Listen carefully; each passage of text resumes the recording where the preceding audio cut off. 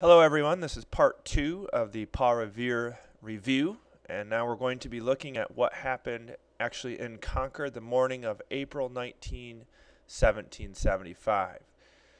So if we look at the geography of Concord, which is about 15 or so miles to the west of Boston, we see that we have a small town center here. The actual town of Concord was started in about 1635, 1636, only several years after the city of Boston was first settled by Europeans.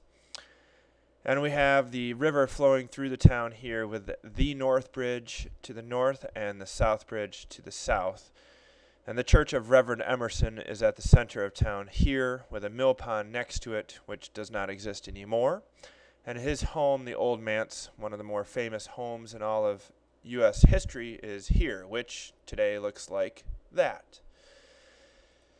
So, on the morning of April 19, 1775, on a mission to confiscate weapons, approximately 700 to 800 British soldiers are marching down the main road in this direction. When they reach Town Common, town center, they spread into different groups, some to knock on people's doors to look for weapons and ammunition, some to seal the town off. A group went down to the south and another group goes to the north.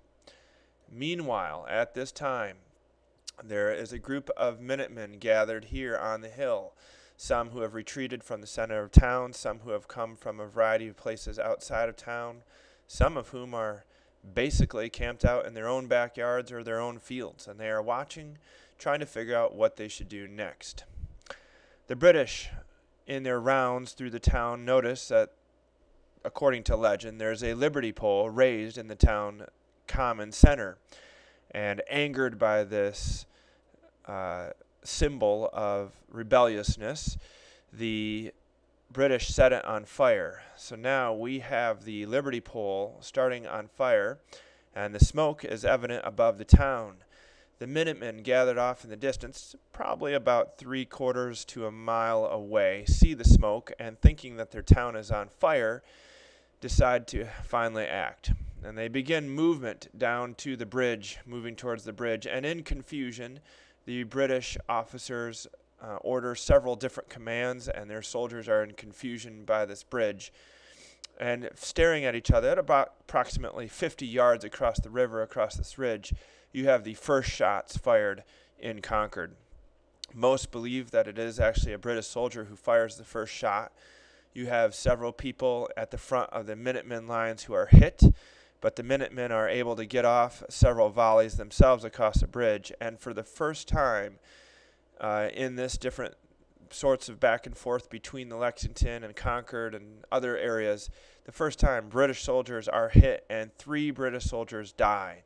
And those British soldiers are still buried right here to the edge of the road to this day. The Minutemen, surprised and stunned actually by what they had done, begin to follow. Some actually turn away, but some follow the British as they retreat back. So we have the British now retreating back to the center of town. Other British who have done their jobs are now gathering in the center of town themselves. This group is starting to retreat back as well. And they are followed by the Patriots who are coming this way. The Patriots would hound them all the way back to Boston as the British retreated, going in this direction back to Boston. And the Minutemen would be firing from the sides, from the rear, from homes, from behind walls. There were some trees, but not as much as movies often make it out to look like. Most of the trees back then had been cut down long before this for firewood or for clearing the land.